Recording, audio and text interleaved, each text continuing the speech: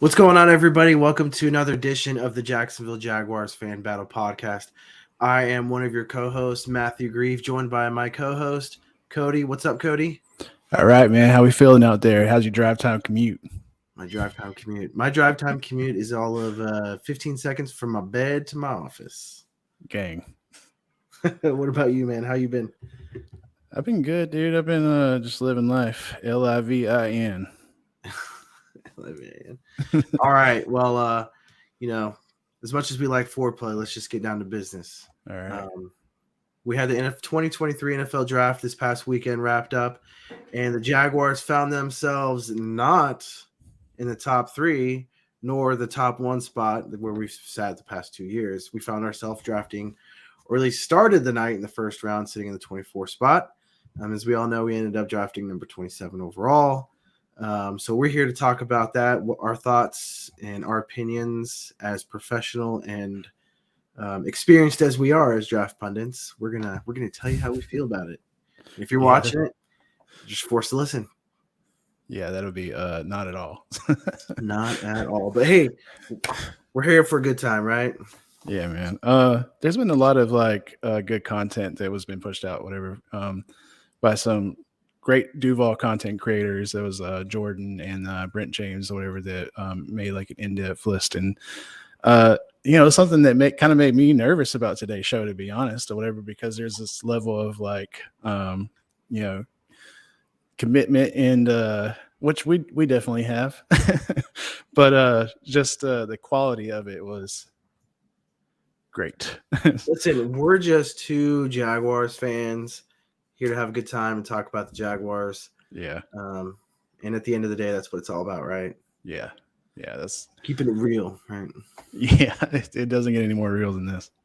All right, so we're going to do as much as we can in a short amount of time because we know everyone in planet Earth has ADD and ADHD, so we're going to try to keep your attention as long as we can.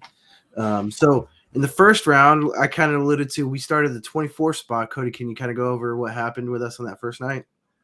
So we traded back I think it was during a commercial break or whatever, which the NFL loves to do. Like when the Jaguars are picking, we whopper all of a sudden, you know what I mean? Instead of showing who we're picking or showing the family or anybody like that or the call, they're not in the room shooting like they were with the Cowboys, which looked like the Legion of Doom. I mean, when I think of like a villain's lair or whatever, the Cowboys draft night was that. It was insane. But so yeah, we traded back and then we traded back again. So I'm like trying to get excited or whatever. I'm down there at Daly's place. My phone battery is about dead. I'm trying to record the moment and stuff. And then, they're like, edging me to that point. And then the pick finally happened.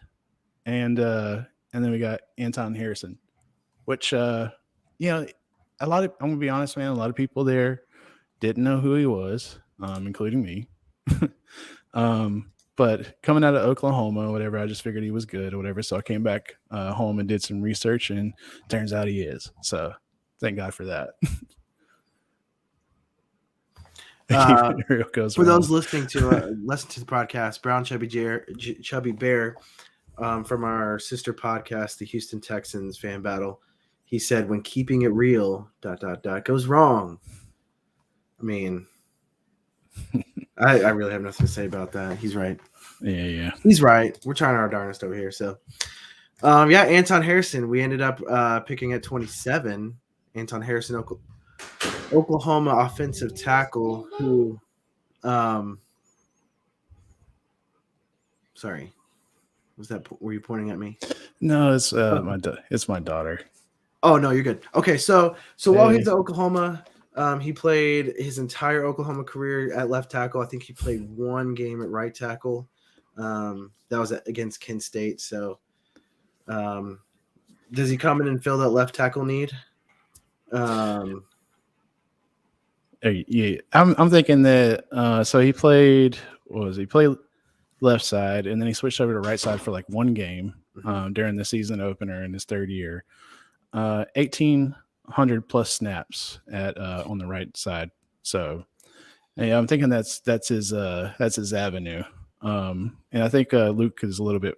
I mean, not Luke. Oh my God, who am I thinking of?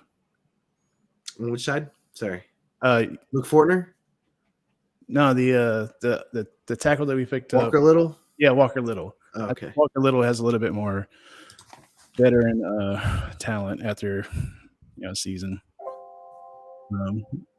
So I think he switches over to that end, and then Anton Harrison gets to work on the right side. Yeah. So when he was originally picked, again, this is being very ignorant. I had no idea who he was. Really, I didn't. He was not the apple of my eye in the first round. In fact, I wasn't really looking at any offensive tackles in the first 2 rounds. And with him being ranked as high as he was totally off my radar. So when he was initially picked, I assumed Walker Little would slot into the left tackle and Harrison slot in the right tackle spot, which has been vacated. But kind of like what you said, I think I agree with you. I think Walker Little will sit in that left tackle and Harrison will sit in the right tackle, just because he has the experience. Now, when Cam Robinson comes back, he'll move back into the left tackle spot, and then Harrison and Walker Little will most likely end up competing for that right tackle spot. But we'll see. We'll see what ends up happening. A lot of people think if Cam Robinson comes back, he's going to like ride that bench. You think so? I don't. I personally, I'm not like a future predictor or anything, but kind of wonder if it depends on what is going on. How did whatever he has in his system get there, and then the story behind that, whatever. So that's just the story is progressing right now. So yeah. So yeah, I'm not sure. Whatever. If it turns out that he did bring in, do PEDs on purpose or something like that, then I don't think the organization is going to have, faith in him for one. So he might, not, despite the talent. So yeah, it could go either way. We're only a couple days post NFL draft, so we'll see what happens. I personally think it's all, at the end of the day, it's all about getting wins. And I think Cam Robinson, even if he is the one that doesn't end up staying on the team after this year, which I don't think will happen regardless, I think he gives us the best chance at left tackle. And I think once his suspension is done, Cam Robinson will move into that left tackle spot, and Harrison and Walker Little will fight for the right tackle spot. Of course, that's barring any injuries. So for those that are listening, Matthew Briggs left a comment on Facebook saying, "We want Josh Allen back. Bring back the GOAT of rats." If you don't know, and if you're just not first time ever listener, Josh Allen is a fellow Jaguars fan. He has been stirring in this misery along with Cody and I for many years. And Sam's mother's favorite Josh Allen. Josh Allen then chimes in, the Josh Allen, "Someone please donate money so Cody can buy some decorations for his wall." I'm happy with his decorations. I'm actually not a big fan of putting stuff on walls. I don't know. But yeah, we've only been in here for a couple of months now, and we're still making it feel like a home. My wife is one of those basic white girls, so I'm surprised it doesn't say live, laugh, love up there. But we're maybe I'll get something Jaguars since I do this in here or whatever and put it back there. I'm sure she would be fine with that. Yeah. So steering this boat back into the NFL draft. So it's interesting, the offensive line room that we have seems like a little bit of a, I wouldn't say log jam, but we have some new faces. Remember we signed Josh Wells for a 1-year deal. And Cameron Brewer. Yeah. And so then we have Cam Robinson, Walker Little, and so on and so forth. And so they've done a lot on the offensive line, which is important since the quarterback of our team needs to be protected and stay healthy. The best way to do that is put some big boys in front of him that can block the other big boys from hitting Trevor Lawrence, right? So it'll be interesting what happens there. We have a lot of options. Honestly, like the Cam Robinson situation seemed to have been known in like the tight knit sports community in Jacksonville for like a month before the draft even happened, or more. And it was super surprising to me that it didn't come out like through the wire like somewhere else. I mean, the people they have in that office now are a very tight knit group or whatever, and word does not spread outside of it. That was insane to me. Like learning about the Cam Robinson situation literally the day before the draft, for me personally.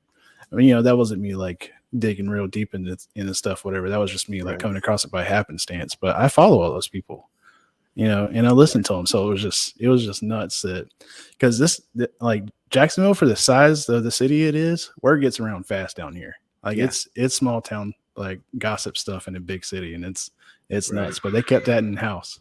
Right. Just looking at Harrison's stats while he was in college, he only allowed 2 pressures on 406 pass block snaps last season, and only allowed 1 sack on 772 pass block snaps in the past 2 seasons. Yeah. And if you're looking back at last year, the Jaguars were 31st in the NFL in pass block win rate last season. Per ESPN Analytics. Robinson ranked 59th. Juwan Taylor, who is now making $80 million for the Chiefs, ranked 38th. So there's an upgrade that we needed there. Hopefully Harrison can not only fill that gap while Robinson is riding the pine, but also for the next 10 to 15 years blocking for T-Law. Right. Any other thoughts on him before we move to round two? I'm just saying 1,800 snaps at that position is insane or whatever, without being like, having even like a single injury. So I wrote dependable, reliable, built Ford tough for Anton Harrison, because that's an actual, I don't know, that's how I would describe him. They say the best ability is availability, right? Yeah. That'd be super cool coming out with like Cam Robinson, because even if this PED situation didn't happen, he still probably would have missed 6 games because he's been injury prone. So I'm just looking here at Daniel Jeremiah's top prospects heading into the draft. Daniel Jeremiah had Anton Harrison ranked number 57. Now that's number 57 overall. And he ended up going 27, so I'm fine with that, especially if we're blocking the next great one. Yeah. So moving into the second round, the Jacksonville Jaguars select tight end Brenton Strange out of Penn State. So I'll take this one. You started us off on the last one. So Brenton Strange, a tight end. It's an interesting pick. I'm not surprised. We have Evan Ingram and Luke Farrell. We have Garrett Prince, but he really hasn't done much. But Evan Ingram obviously is our tight end, hopefully for the future. He did a lot to shore up the offense and provide a security blanket for Trevor Lawrence, and they had a lot of really good connections down the line on the offense. And in my opinion, is the best pass catching tight end we've seen don a Jacksonville Jaguars uniform. I love you, Mercedes Lewis, but Evan Ingram he's a baller, right? It also helps he's in a very pass-friendly league, as well as has Trevor Lawrence on the ball too. Right. So we know Evan Ingram's situation is very interesting. He hasn't signed his franchise tag yet, and they haven't, apparently from word is that they haven't really made any progress on the long-term contract. I assume, now this is just and I think Cody feels different, but I think Evan Ingram does get re-signed for a long-term contract. I think that like both parties are trying to figure that out. Evan Ingram brings a lot to the team. The Jaguars are obviously an up-and-coming team, and who doesn't want to be part of that? I mean, especially with the success that we had last year and the success that we'll have continually moving forward. But I think we can. There's a place for 2 tight ends on our team, especially when you have one that's on a cheap cheap rookie contract, right? There's a place to have 2 tight ends, and if I believe right, they ran a 2 tight end offense in Philadelphia during their Super Bowl run. So I still think Evan Ingram gets signed for long term. I think Strange will be, once Ingram's contract ends, and Strange, if everything works out, Strange will then slot into that 1 tight end spot, and he'll take the next contract, high end contract for the tight ends for the Jacksonville Jaguars. But I'm excited. My original take was not super excited to see him. I really wanted us to go defensive heavy through the entire draft, and to see us go offense. Initially, I wasn't really cool with it, but after sleeping on it and thinking about it and reading through all what the players have to offer, where this offensive defense is going, it makes sense. I'm okay with it. I still would have probably gone defense in the first round at least, but that's just me. So what do you think? So, yeah, it seemed like a Doug Peterson pick. Yeah. Dude's a Swiss Army knife. Good run blocker. Can like line up in the H-back position. Here's a fun fact. His first NCAA touchdown pass was thrown to him by Will Levis. Oh, that's right. Will Levis was there before he moved to Kentucky. Uh-huh. Yeah. So, he's got a if he can catch like touchdown passes from terrible quarterbacks or whatever, then, I'm glad to have him on the team. But, but yeah, man, he's like the 2 tight end set.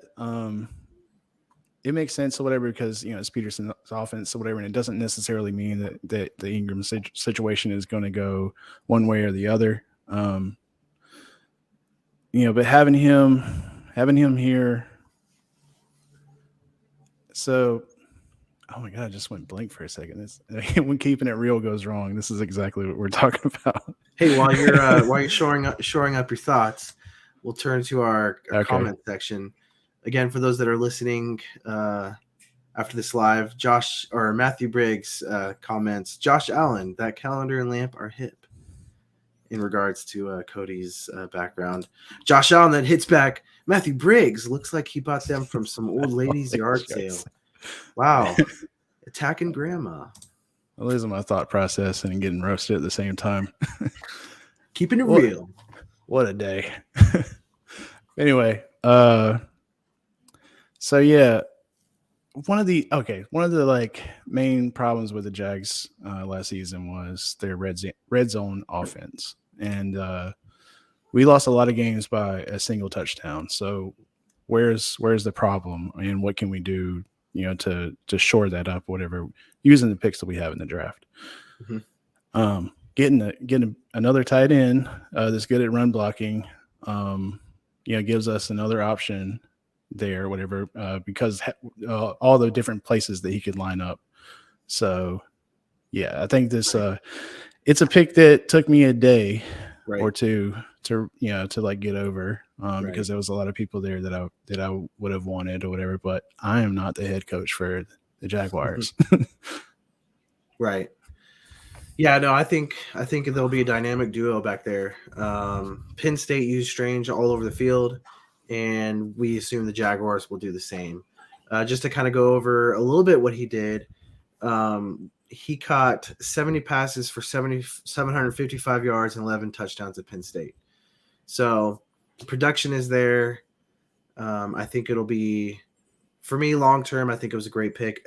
And what's interesting, I think as a Jaguars fan, I think for me personally, we're in an interesting situation. Usually we are picking A at the top, B, we need as many players as possible from the NFL draft to not only do well, but we need them to be a starter from day one and impactful. We've put together, as crazy as it sounds, Balky has put together a roster that is sound at most of the positions. Yes, we still have needs, and yes, we still have room for improvement. But I think we're in a situation where we can draft a tight end in the second round with more of a long-term outlook. right? And that's Right. just not a position that we've been accustomed to. So I think that's kind of thrown a lot of us off of our game as well. Yeah, I mean, it was just like strange. I mean, there was tight ends being picked around him, but then like Darnell Washington out of Georgia went like way later. So it was Yes. just like, if he was there, like if draft, like the picks were different, like if we could have picked somebody else and then went back and grabbed him too, I guess they just didn't want to take those types of gambles. Mm-hmm. But yeah, I don't know. Like I'm happy with the draft for the most part, Mm-hmm. especially the later rounds. Yes. Because positions started getting filled up that I feel like we should have gotten earlier. But they're still really good players. The way this draft happened, I don't know. Like it was just like we're in the 5th round. I'm like, whoa, there's like the Texans picked up Hutchinson, Xavier Hutchinson, whatever, wide receiver out of was it Iowa? And I was like, like in the way late rounds, right. And like, 2-2, I think that's his name. 2-2 went really late as well. Yeah, it was an interesting draft. Teams didn't necessarily go for the best player at the position that they were picking from. They were picking the best player at the position that fit their scheme well, and so I think that kind of threw things off. It was weird, interesting, and fun draft. So moving into the 3rd round, the Jacksonville Jaguars select Tank Bigsby, running back, Auburn. You want to take it? Or... So Auburn had a terrible offensive line. Horrible. I mean, like Bo Nix was getting sacked everywhere. He finally left and went to Oregon, and then they just didn't fix it. So the fact that like Tank Bigsby is any sort of like a name that was this high up in the draft behind that offensive line is a feat within itself. It's true. So he's an elusive playmaker. No holes, no problem. He'll run the far side of the field and cut. I feel like he could complement ETN similar to like an Austin Eckler, Melvin Gordon type of situation. So there was like some highlights that I looked up, and I paused it on this one, and it's on the Twitter feed. But it was Ole Miss. The O-line fell apart. He's surrounded by 5 blue jerseys, and he somehow turns that into a 40-yard run. Like, dude is insane. He's very similar to ETN though. There's a lot of like him breaking first contact, which I wish ETN could do more of. So it's going to be fun to like watch them side by side and see which one is the get some more yards. It's going to be a fun competition internally. Yeah. I wasn't too excited about this pick, especially coming in the 3rd round. We have Travis Etienne. He's number 1, and he's one of the top running backs in the NFL, especially fitting our scheme. It's Travis Etienne is, and then of course he missed his first season, so he doesn't have as much mileage on him, right? So his legs are a little bit more fresh. But we signed D'Ernest Johnson and then re-signed JaMycal Hasty. So we had, I think, a pretty set backfield, and then we had the fall, whatever you want to call it, Snoop Connor, right? That we picked up last year, who apparently is doo-doo because the guy never saw the field. But I think D'Ernest Johnson, he seemed like the guy that we picked for that short yardage situation, the guy that we would hand the ball off to once we got into the red zone, or at least close to the goal line, right? Because Travis Etienne is one of those guys that he's not the one that's necessarily going to crush you through the tackles. That I thought was D'Ernest Johnson. Right. And JaMycal Hasty kind of was a poor man's version of Travis Etienne. JaMycal Hasty had some pretty good runs last year. But here we go. We pick up Bixby, who seems like he's going to be the one that fills in for Johnson, right? But I do know that he he's a good runner. Like you said, he didn't have much of a line in front of him. And so for him to be effective is impressive. And last year, his yards after contact per rush ranked 13th in the whole NCAA. So he's going to be effective as long as all those attributes carry over into the NFL. So I don't know. It was a luxury pick because, yes, I think it can be effective and I think it can be long-term for sure. But I think there were better options available. So it's just not off script for Doug Peterson. He did the same thing in Philadelphia. They had a bunch of running backs, bunch of tight ends, whatever. So right. And apparently Balky likes to draft tight end or running backs. Running backs. Yeah. Every single one. That's insane. I'm still not cool with it. I think I would have rather seen somebody else go. I was just basing off of the highlights that I saw, whatever, and I think that he's gonna be able to surprise us or whatever. Especially there was some games that we played where Hasty was just chewing them up, and so I mean, like having like ETN, Hasty, Ernest, and then just there's a couple of different kinds of backs there. So there's a couple of different kinds of looks that they can give a defense, right. And I think it could be like extremely effective. Right. So we're running low on time. We've got probably about 10 minutes left. So we're going to steamroll through these next few ones. The fourth round, we picked Ventrell Miller, linebacker out of Florida. My only take on that is I thought the first 3 rounds, I was super excited. I applauded them. I said, thank goodness we did not draft a Gator. Not only because I hate the Gators, but because historically speaking, we don't do well drafting Gators outside of the likes of Fred Taylor. Right. So here we are drafting linebacker Ventrell Miller. Of course, he had some good things on tape that you could see.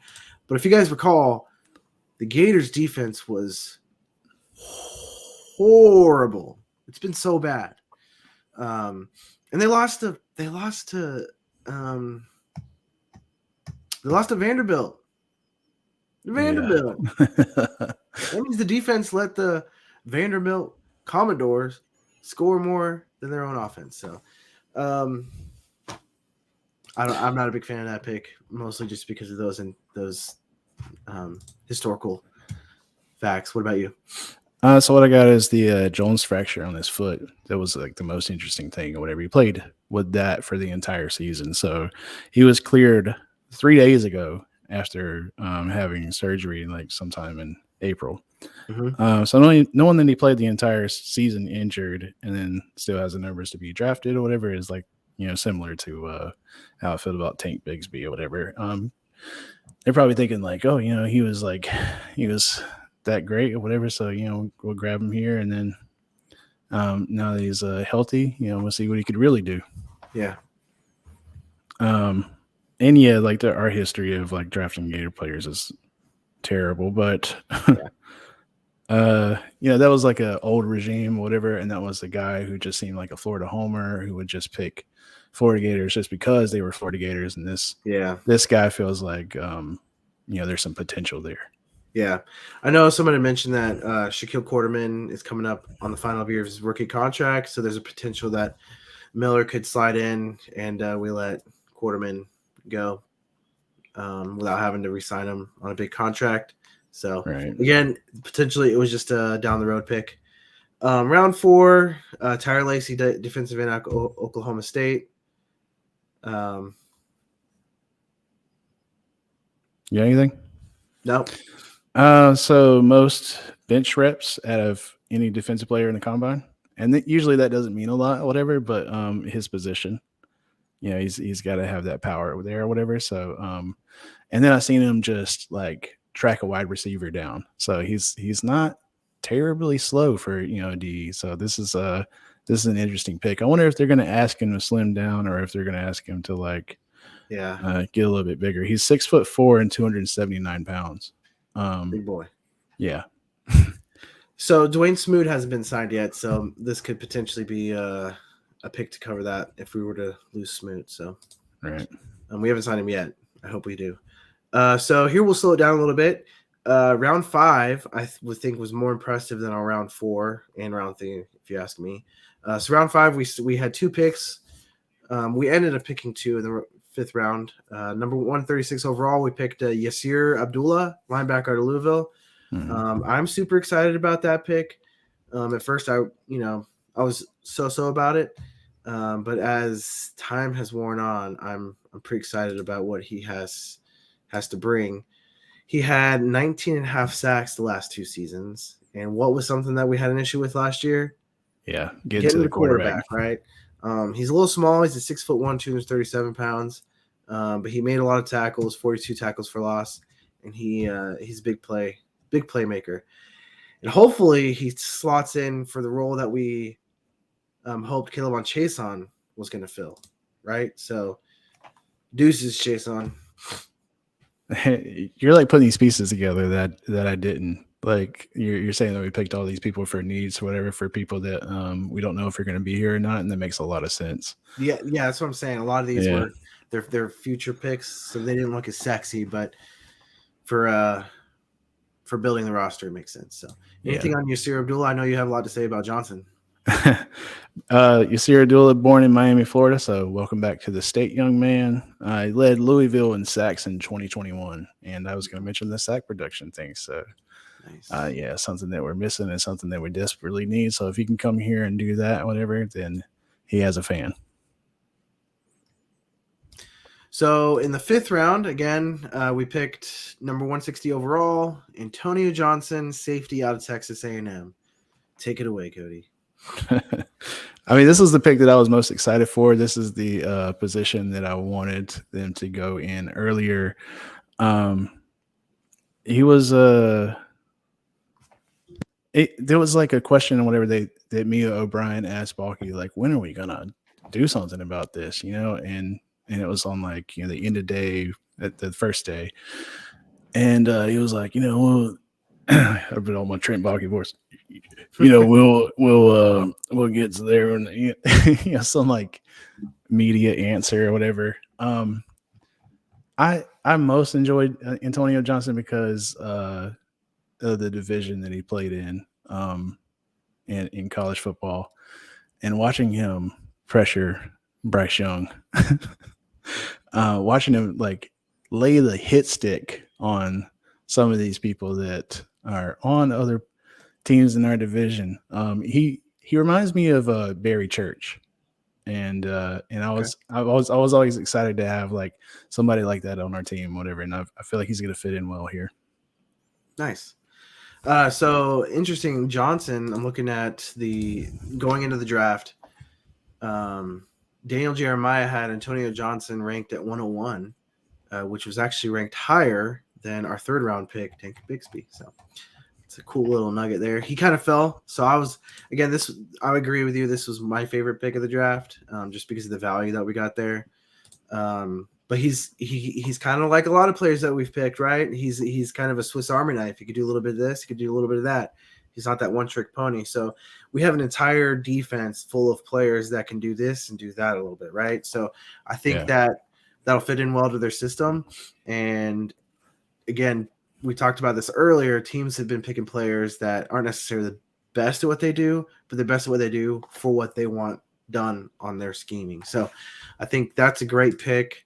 They said he's listed as a safety, but last year he spent 47% of his snaps lined up in the slot for the Aggies. So,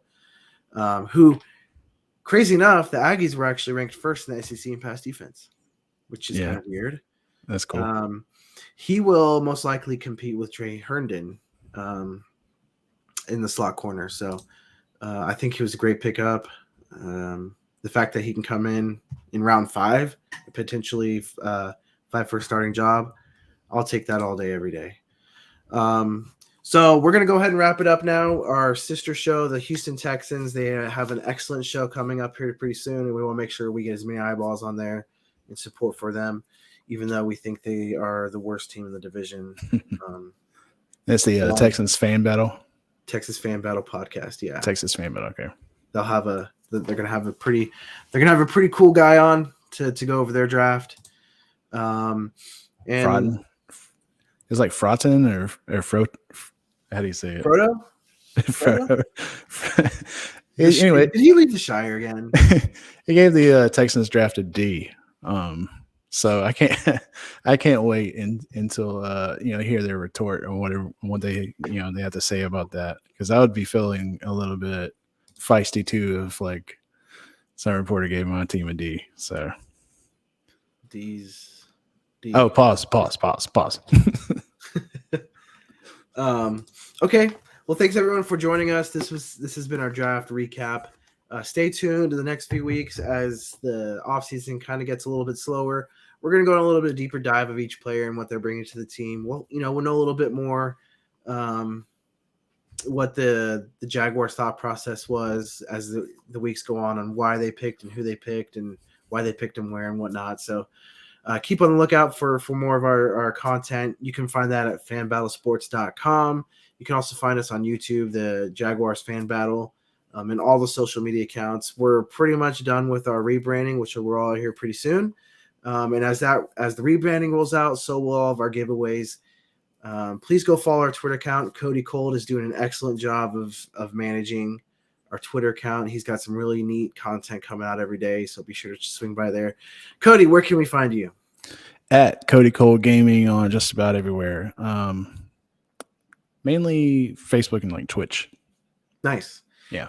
You can find me at Matthew G Sports on Twitter, and please swing by the Jaguars Fan Battle, all of our socials again. We really appreciate all the support. And until next time, guys, we'll see you.